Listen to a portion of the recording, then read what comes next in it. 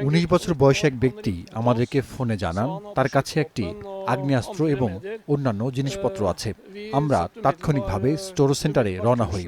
পথে জানতে পারি গুলি ছোড়া হয়েছে।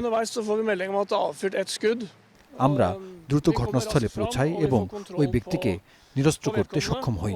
সৌভাগ্যবশত কেউ আহত হননি। আমরা পুরো সেন্টারটি তল্লাশি করেছি। কিছুক্ষণের জন্য সেটি বন্ধ করে দেওয়া হয়। এখন সেন্টারটি আবার খুলে দেওয়া হয়েছে।